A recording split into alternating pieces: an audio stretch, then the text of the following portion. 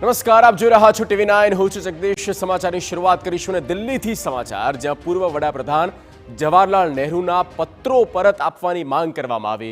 વડાપ્રધાન સંગ્રહાલય અને પુસ્તકાલય દ્વારા રજૂઆત કરવામાં આવી. PMMLના સભ્ય રિઝવાન કાદરીએ રાહુલ ગાંધીને પત્ર લખ્યું છે. નહેરુ સાથે જોડાયેલા દસ્તાવેજોના 51 ડબ્બા પરત કરાય, રિઝવાન કાદરીનું કહેવું છે. દસ્તાવેજો પરત મેળવવા રાહુલ ગાંધીની મદદ પણ માંગવામાં આવી છે.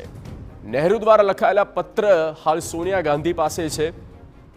2008માં UPAના શાસનમાં પત્રો સોનિયા ગાંધીને પહોંચાડવામાં આવ્યા હતા. દસ્તાવેજોમાં એડવિના માઉન્ટબેટન આઇન્સ્ટાઇનને લખાયેલા પત્રનો પણ સમાવેશ કરવામાં આવે છે. ઓરિજિનલ પત્ર પરત દેવાની અથવા ફોટોકોપી કે ડિજિટલ કોપી આપવાની માંગ કરવામાં આવી છે.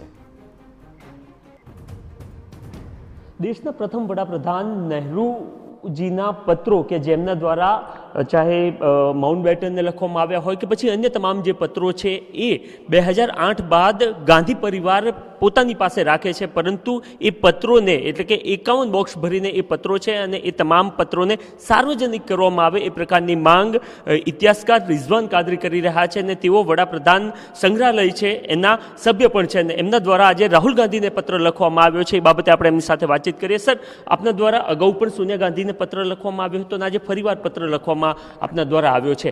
એ પત્રો આપ શા માટે ઈચ્છી રહ્યા છો કે જે સાર્વજનિક થવા જોઈએ અથવા તો એના પર સંશોધન થવું જોઈએ? આ તમામ પત્રો પ્રધાનમંત્રી સંગ્રહાલયના એક ભાગ તરીકે 2008 સુધી હતા. નહેરુ પેપર્સનો જ એ પાર્ટ હતા. પહેલાં નહેરુ પેપર્સ જોવા માટે પરવાનગી એના ડોનર કુટુંબના સભ્ય શ્રીમતી સોનિયા ગાંધીજીની લેવી પડતી હતી. પણ 2019થી જ્યારે અમારી નિમણૂક થયા પછી જે ક્લોઝ કલેક્શન હતા, બહુ મોટી સંખ્યામાં 21 જેટલું કલેક્શન ક્લોઝ હતું, જે દેખાડવામાં આવતું નહોતું, એ અમારા સૌની લાગણી અને માંગણીને કારણે સંશોધકો માટે ઉપલબ્ધ કરી દેવામાં આવ્યું છે. અને હું ઘણા લાંબા સમયથી આ નહેરુ પેપર્સ જોવાની ડિમાન્ડ કરતો હતો, ધૂતકારવામાં પણ આવતો હતો અને રિસ્ટ્રિક્શન સાથે અમુક વસ્તુઓ દેખાડે ન દેખાડે, પણ પછી એ બધું ઓપન થવા લાગ્યું ધીરે ધીરે. અને લેડી એડવિના માઉન્ટબેટન અને પંડિત જવાહરલાલ નહેરુ વચ્ચેનો પત્ર વ્યવહાર જે હર હંમેશા વિવાદોના વમળમાં રહ્યો છે, એને વિશે જાત જાતની ભાતભાતની વાતો થતી હોય છે, પણ એનો જ્યારે આપણે વાસ્તવિકતામાં અભ્યાસ કરીએ, આપણે જોઈએ તો એવું હોતું નથી હોતું. આપણે જે જોઈએ છે બધું સાચું નથી હોતું, આપણે જે બધું માનીએ છીએ એ પણ સાચું નથી હોતું. જ્યારે તમે જુઓ, વાંચો, અભ્યાસ કરો ત્યારે તમને ખ્યાલ આવે કે વાસ્તવિકતામાં શું રહેલું છે.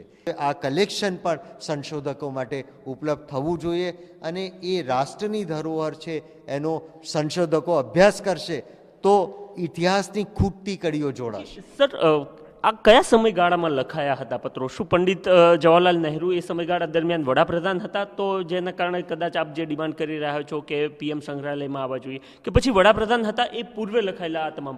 આ પત્રો મેં ક્યારેય જોયા નથી, એટલે એની સમય અવધિ વિશે હું કહી શકું નહીં. પણ ચોક્કસ પ્રધાનમંત્રી હતા તે પૂર્વેના પણ પત્રો હોઈ શકે, પ્રધાનમંત્રી થયા પછીના પણ આ તમામ પત્રો હોઈ શકે, પણ એ નવેસરથી અભ્યાસ માંગે છે. તો સર, એ પર્સનલ બાબત ના હોઈ શકે કે જ્યારે તેઓ વડાપ્રધાન ન હતા તો એ એમના પરિવાર ઈચ્છે તો જ આવી શકે, એવું ના બની શકે? આપને એવું લાગે છે? 2008 સુધી આ તમામ કોરસ્પોન્ડન્સ આ સંગ્રહાલયનો નહેરુ પેપર્સનો એક ભાગ હતો.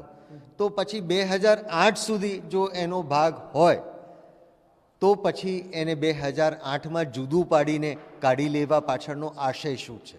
માનો કે અમને કોપી નથી આપવી તો કંઈ વાંધો નથી, અમે આપને ત્યાં આવીને બેસીને આપની હાજરીમાં જ વાંચીશું, એમાંથી નોંધ લખીશું અને એ નોંધ આપને દેખાડ્યા પછી જ અમે આગળ એના પર સંશોધન કાર્ય કરીશું. હું આશા રાખું છું કે અમારી લાગણી અને માંગણીને સ્વીકારવામાં આવશે.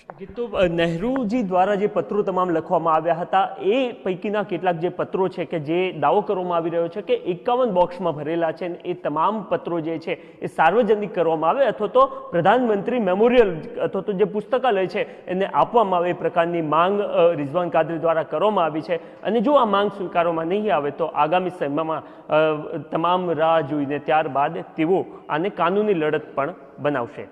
કેમેરામેન નટવર પરમાર સાથે નરેન્દ્ર રાઠોડ, TV9 અમદાવાદ. તો તેમના જીવનકાળ દરમિયાન પૂર્વ વડાપ્રધાન નહેરુએ લખેલા પત્રો જવાહરલાલ નહેરુ મેમોરિયલમાં સચવાયા હતા, જે વર્ષ 1971માં નહેરુ મેમોરિયલ મ્યુઝિયમ એન્ડ લાઇબ્રેરીને સોંપાયા હતા. આ મ્યુઝિયમ આજે prime ministers museum and library તરીકે ઓળખાય છે. PMML દ્વારા રાહુલ ગાંધીને લખેલા પત્રમાં ઉલ્લેખ કરાયો છે કે આ દસ્તાવેજ નહેરુ પરિવાર માટે વ્યક્તિગત રીતે મહત્વના હોઈ શકે, પરંતુ તે વ્યક્તિગત કેવી રીતે હોઈ શકે? આખરે સોનિયા ગાંધી આ પત્રો કેમ લઈ ગયા તેને લઈને ભાજપે સવાલ ઉઠાવ્યા. ये इतनी सारी महत्वपूर्ण चिट्ठियां जो कि पब्लिक प्रॉपर्टी थी उनको आपने ले लिया है, माताजी ने ले लिया है, आप इन्हें वापस करने में हमारी मदद करिए. हम दो चीजें जानना चाहते हैं. एक तो क्या राहुल जो एलओपी हैं वो वाकई सोनिया जी से बात करके इन चिट्ठियों को देश के हवाले करेंगे? हम जानना चाहते हैं कि आखिर नेहरू जी ने एडवीना माउंटबेटन को क्या लिखा. हम जानना चाहते हैं किस प्रकार का संवाद नेहरू जी और जयप्रकाश नारायण जी के बीच में हुआ. और दूसरी बात है, जब ये निर्णय लिया गया था कि 2010 में डिजिटाइजेशन होगा इन सारे डॉक्यूमेंट्स का, तो आनंद फानन में डिजिटाइजेशन से ठीक पहले सोनिया गांधी जी 51 कार्टन्स चिट्ठी नेहरू जी का लेके चली गई. आखिर क्यों?